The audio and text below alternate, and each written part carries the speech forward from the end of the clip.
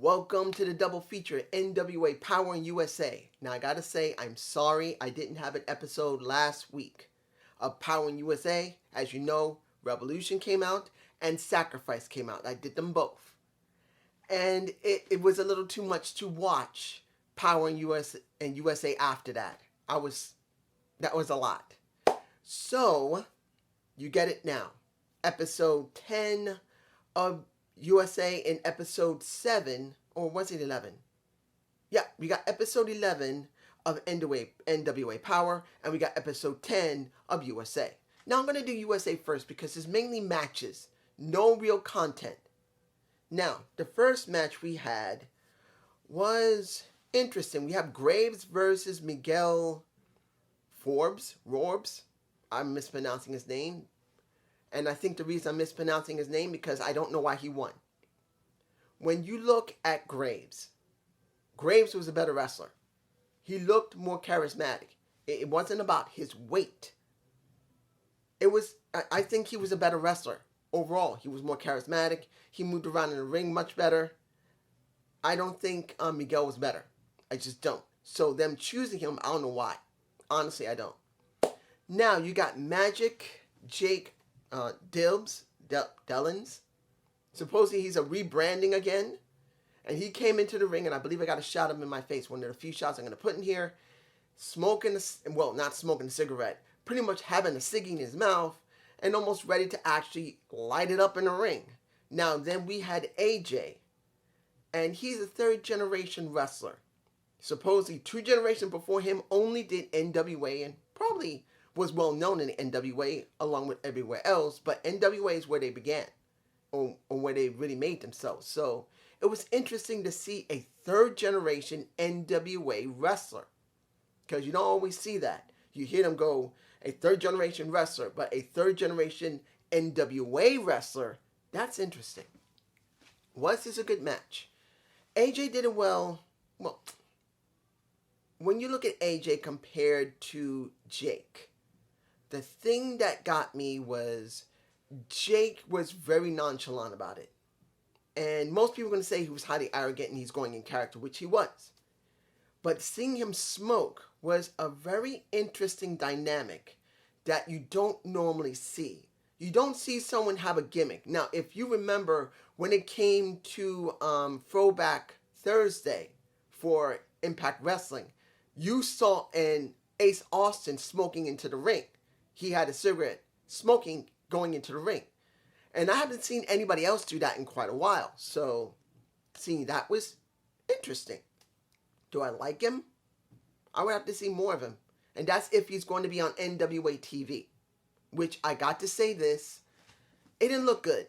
Being in the venue they were in. Now, mind you, this was USA. And it was a little bit after they filmed Powerrr. But if you look at Powerrr and USA, the camera work was very, very like this. It wasn't like this compared to Impact Wrestling. It was like this.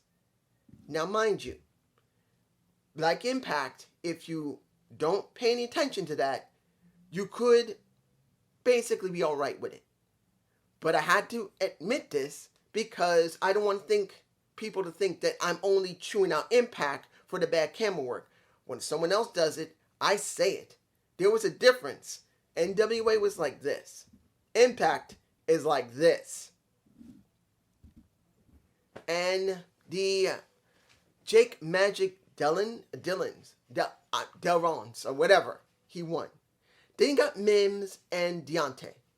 Or Dante. I believe his name is Dante. And they were both pretty much Mayweather's own students. And I noticed they were Mayweather's own students because during the beginning of the match, they were actually talking to each other while they were getting ready to do their first opening moves. You can see Deontay and you can see Mims. It didn't look good.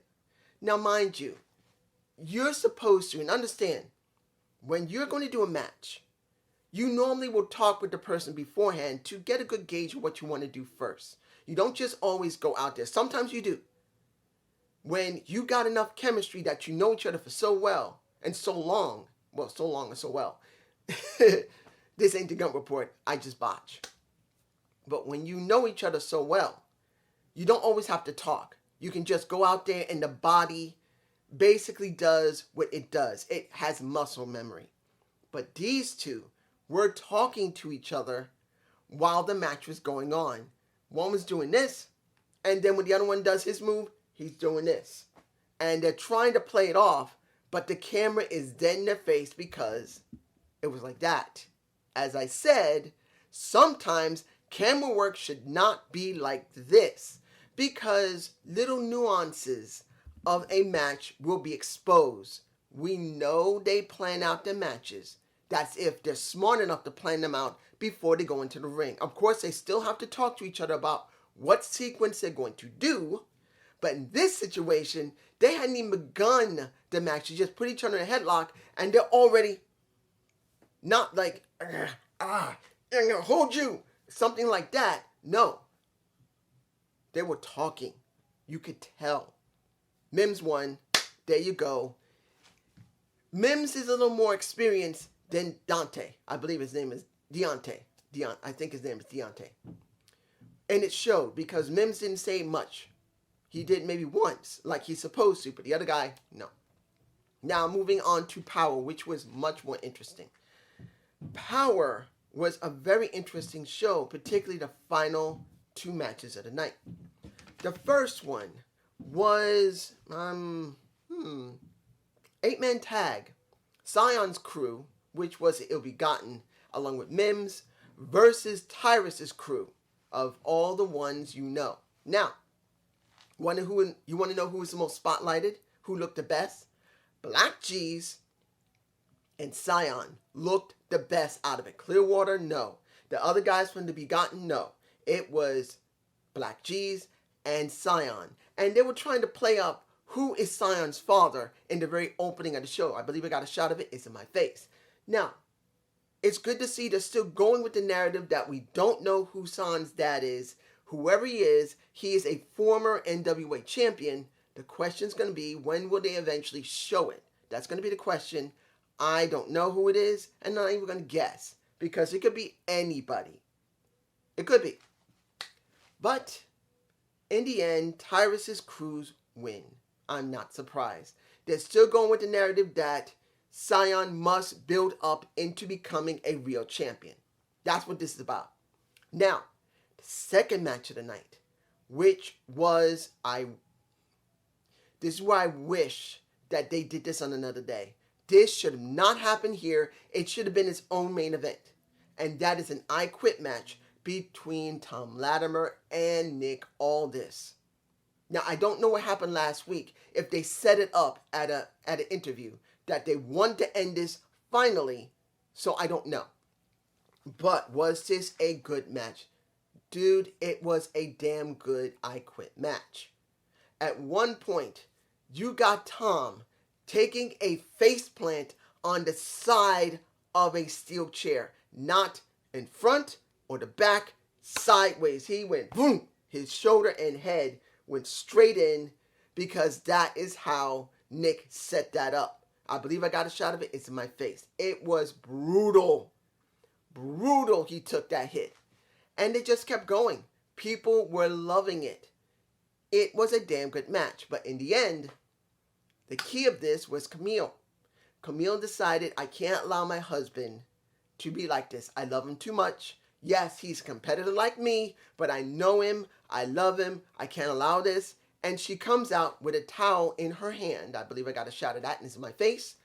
She throws in the ring, and she's saying, it's over, which is not supposed to be. An I Quit match means one of them must quit or is unable to respond. And he was still responding when she threw that in. And I don't totally agree with that. Throwing a towel in during the I Quit match does not mean it's over. But they went with it. He was pissed.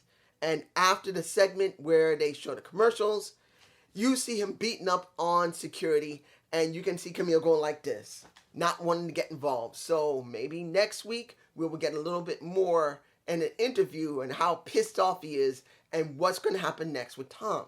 because they got to go somewhere with him, letting him lose in the I Quit match because of his wife.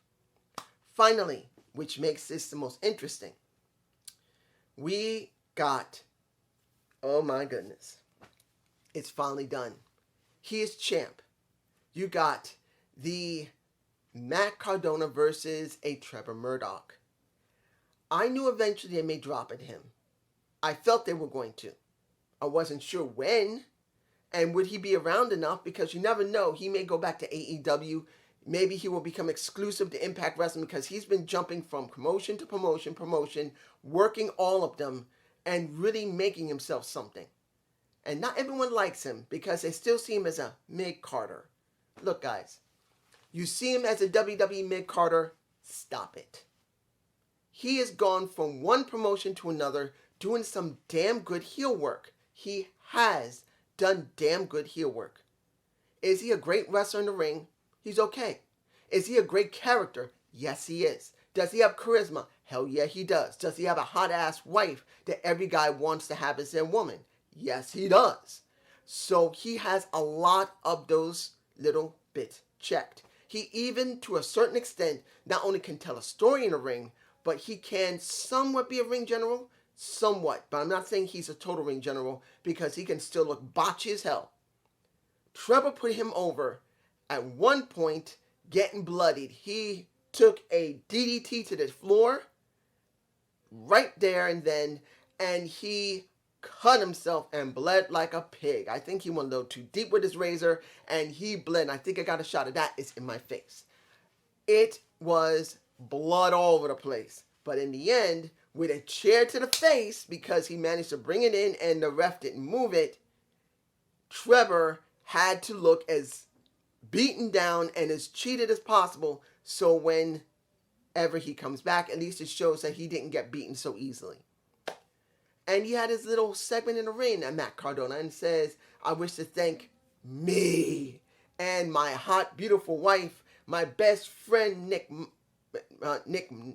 Knox. Mike Knox. Sorry, I don't know why I said Nick Knox. Because of, Nick Aldis coming out. But that's the reason why. But Mike Knox, VSK, who's his friend, his childhood friend. And he says, I'm keeping this thing forever.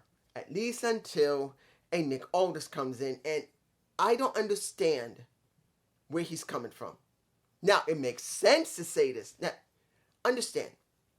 If you've never known how contracts are, when you have a title match, the contract is bound by the person who is currently the champion. It's not bound to the next champion unless the manager or your manager try to fight for it, or the owner, in other words, a Billy Corgan, says, you know what, you owed a title match, you had one, you never cashed it in, you know what, I'm transferring it over, and Matt Cardona, what you done, because this is what I think should have happened, because, let me crank it back, because I'm thinking about the first part of it instead of talking about the second part. Well, I'm thinking about the second part before I'm talking the first part. I'm dyslexic, guys. I always see things backwards, so get used to it. Nick comes out, says, what you done? On behalf of Billy, the NWA, and Trevor, I was a 1,000-day champion, and I haven't cashed in my rematch clause. Guess what? We're going to have it, and probably going to have it at the Crockett Cup. And they were starting to flash the matches for the Crockett Cup, and I think it's about a week from now. And hopefully I'll be able to see it. Now, fine. But here's the problem. Billy with Nick should have came out together. Billy should have told a Matt Cardona, that was not right. That steel chair should have never been in that ring. You should have never done what you did. You screwed over the champion. If I'm not going to strip you, but you know what I'm going to do? I got a challenger for you at the Crockett Cup. He's coming out. And he comes out and he says, this man right here, who is a 1,000-day champion, had a rematch clause against Trevor Murdoch. He had not cashed it in. But due to the fact that you cheated so much and that Trevor now lost, and under normal circumstances, his rematch clause does not transfer over to the next champion, I'm going to do that. Just this once. That's what should have been said. And it wasn't done. That's one of the failings of detail sometimes with bookers. They don't think of all the details to make it not only look good, but sound good. Because Nick coming out, yes, sounded great until he said that he's going to use his rematch clause, which should not work on a Matt Cardona, because normal rematch clauses for champions do not translate to the next champion. Unless there's a stipulation that says it, which he never did, he can't do that. And it looks dumb. But that's just me, and I hope you enjoyed this NWA double feature. Please give me a comment below. Have a good day. Have a good night. Peace.